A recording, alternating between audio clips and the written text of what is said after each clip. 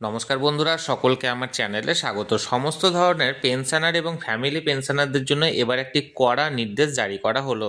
এই নির্দেশের ফলে সমস্যায় পড়তে পারে সমস্ত ধরনের পেনশনার এবং ফ্যামিলি পেনশনাররা। কি সেই নির্দেশ এবং এই নির্দেশের ফলে কতটা সমস্যায় পড়তে পারে একজন পেনশনার বা ফ্যামিলি পেনশনার, সকল কিছু আজকের ভিডিওতে বিস্তারিতভাবে আলোচনা করব। ভিডিওটি পেনশনার বা ফ্যামিলি পেনশনারদের সংক্রান্ত অত্যন্ত গুরুত্বপূর্ণ, তাই প্রথম থেকে শেষ পর্যন্ত অবশ্যই ধৈর্য সহকারে দেখবেন এবং ভালো লেগে থাকলে অবশ্যই একটি লাইক করবেন এবং সকলের সঙ্গে শেয়ার করবেন। আর সেই সাথে এই চ্যানেলে যদি প্রথমবার হয়ে থাকেন এই রকমের ইনফরমেটিভ ভিডিও আরও দেখার জন্য যারা এখনও পর্যন্ত এই চ্যানেলটিকে সাবস্ক্রাইব করেননি তারা অবশ্যই চ্যানেলটিকে সাবস্ক্রাইব করে নিতে ভুলবেন না। তাহলে চলুন আমরা বিস্তারিত জেনে নিই। দেখুন, এটি একটি নামী সংবাদপত্রের প্রতিবেদনের অংশ।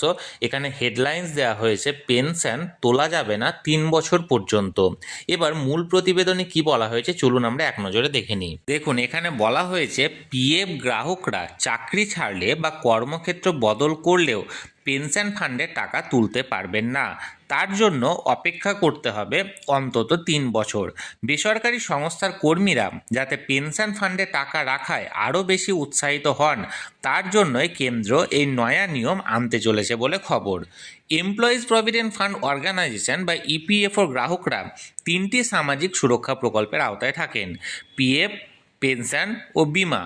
প্রতি মাসে কর্মদাতা সংস্থা কর্মচারীর নামে যে 12% টাকা পিএফে জমা করেন, তার থেকে 8.33% চলে যায় পেনশন ফান্ডে।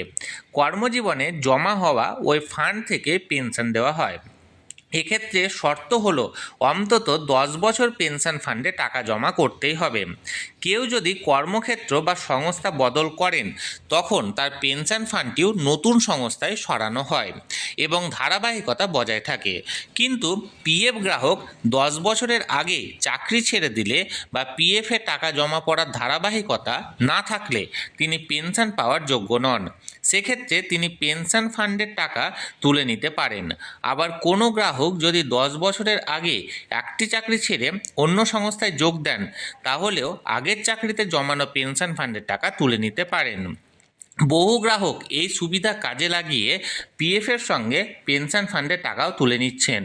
ইপিএফও সূত্রে আরও খবর, বহু শিল্প সংস্থায় প্রতি বছর কর্মীদের খাতায় কলমে চাকরি থেকে বরখাস্ত করা হয় এবং নতুন করে তাদের নিয়োগ করা হয়। এসব ক্ষেত্রেও কর্মীরা প্রতি বছর পেনশন ফান্ডের টাকা তুলে নেন। ইপিএফও জানাচ্ছে 2022-23 অর্থবর্ষে পেনশন ফান্ড থেকে টাকা তুলে নেওয়া গ্রাহকের সংখ্যা ছিল 31,11,000-এরও বেশি। এদের মধ্যে 4 বছরও পেনশন ফান্ডের টাকা জমা না করে তুলে নেওয়ার হার 75%। সর্বাধিক কর্মী টাকা তুলে নিচ্ছেন 1 থেকে 2 বছরের মধ্যে।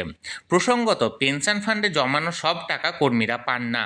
একটা নির্দিষ্ট ফর্মুলার ভিত্তিতে টাকা মেলে। পিএফ কর্তৃপক্ষ দেখছে অন্য চাকরিতে যোগ দেওয়ার সময় পেনশন ফান্ডের টাকা তুলে নেওয়ার সুযোগ কাজে লাগাচ্ছেন লক্ষ লক্ষ কর্মী। ফলে পেনশন নেওয়ার প্রবণতা কমছে। এই প্রবণতা ঠেকাতে অন্তত 3 বছর গ্রাহক যাতে টাকা না তুলতে পারেন সেই ব্যবস্থা করছে কর্তৃপক্ষ।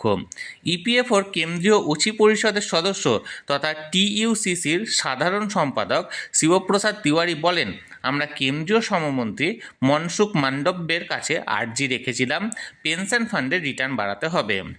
সেই মতো রিজার্ভ ব্যাংক ও অর্থমন্ত্রকের পরামর্শে ইনভেস্টমেন্ট ব্যাংকের সংখ্যা বৃদ্ধি, পোর্টফোলিও ম্যানেজার নিয়োগ ও ক্রেডিট রেটিং সংস্থা ক্রিসিলের পরামর্শ নেওয়ার কথা বলা হয়।